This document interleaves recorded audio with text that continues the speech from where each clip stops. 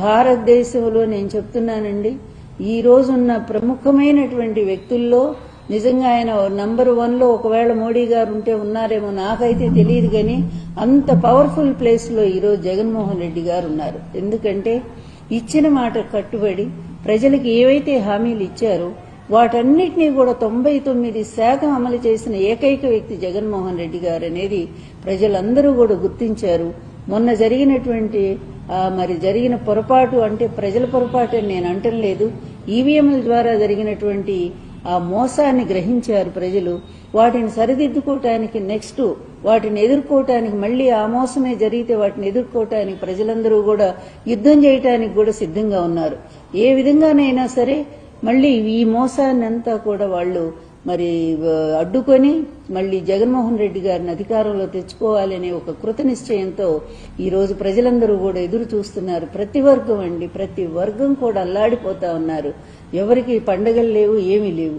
ఈవీఎంల పేరుతో ఈవెంట్ల పేరుతో రాష్ట్రాన్ని తప్పుదారి పట్టిస్తా పిచ్చి జూదాలు, కోళ్ల పందాల రూపంలో వాళ్ళు చేస్తున్నంత ఏంటండి, రికార్డింగ్ డాన్స్ల, అర్ధనగ్న దృశ్యాల, అదే జూదాల, పేకాట్ల, తర్వాత తాగుడు అక్కడ పెట్టి తాగుడు క్లబ్బుల, ఇన్ని రకాలుగా రాష్ట్రాన్ని ధ్వంసం చేసి పడేస్తా ఉన్నారే.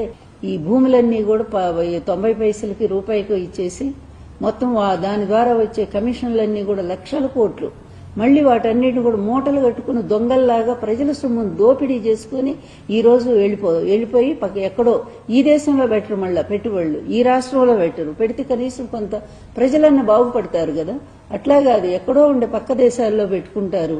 ఇదంతా ఏదైనా ఒక్కటే, పాపం పండిన రోజు ఏ సొమ్ము మీకు మిగలదు చంద్రబాబు. అలాగే లోకేష్ కూడా చెప్తా ఉన్నాను, మీ ఇద్దరి దుర్మార్గమైన పరిపాలన, నీ రెడ్ బుక్ రాజ్యాంగం రేపు అది నీకే చుట్టుకుంటది. రేపు నీవు మా ప్రభుత్వం వచ్చిన తర్వాత మొట్టమొదటిగా లోకేష్ అరెస్ట్ అవుతాడు. ఎందుకంటే ఇన్ని హత్యలు చేయిస్తున్నటువంటి నిన్న పాపం సాల్మన్ రాజు ఎంత బాధేస్తుందండి. అలా చాలా రోజుల తర్వాత ఊరికి వస్తే భార్యను చూడటానికి చంపేస్తారా? ఏమి రాజ్యాంగం అండి, ఏమి రాజ్యం నడుస్తా ఉంది మీ ప్రభుత్వంలో?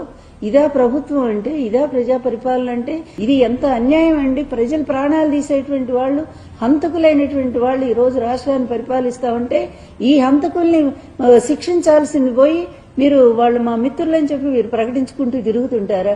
మా ప్రభుత్వం రానివ్వండి, మా జగన్ గారి ప్రభుత్వం రాగానే వీళ్ళు చేసినటువంటి అన్యాయాలు, అరాచకాలు మొత్తం మీద కూడా మేము అది ఒక ఎంక్వైరీ కమిషన్ వేయిస్తాము.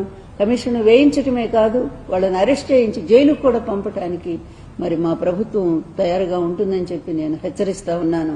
అందువల్ల ఒకవైపేమో మోసం చేస్తారు, ఒకవైపేమో అన్యాయం చేస్తారు, ఆయన చంపుతారు. ఇంకొక వైపు అంటే భారీ విగ్రహం పెడతారట, 750 కోట్లతో విగ్రహం అంట. ముందు మెడికల్ కాలేజీలు పూర్తి చేయండి. ప్రతిదీ అబద్దమే. నేను చెప్తున్న వాస్తవం ఏంటంటే అతను ఏది కట్టడు. ఇప్పుడు కాదు, నీరుకొండ విగ్రహం విషయం మీకు కూడా గుర్తుండే ఉంటుంది. ఎప్పుడో 2014లో ఆయన అధికారానికి వచ్చినప్పుడు ఆంధ్ర రాష్ట్రంలో చంద్రబాబు నాయుడు గారు నీరుకొండ మీద ఎన్టీఆర్ విగ్రహం పెడుతున్నానని చెప్పి అప్పుడే అనౌన్స్ చేశారు. ఏమైపోయింది? 5 ఏళ్లు ఏమీ జరగలేదు. ఆ చుట్టుపక్కల మాత్రం కొన్ని భూములు కొనుక్కున్నట్టున్నారు. అతని పని ఎప్పుడూ కూడా అదే. ఒకటి అనౌన్స్ చేశాడంటే దాని వెనక అతని స్వార్థం ఎంత ఉంటుంది అనేది అందరికీ తెలిసినటువంటి విషయమే. ఇప్పుడు కూడా అంతే, డైవర్ట్ చేయటం కోసం చేస్తా ఉన్నాడు. అందువల్ల ఇట్లాంటివన్నీ కూడా నీకు చేతనైతే ఎన్టీఆర్ భారతరత్న ఇప్పించు.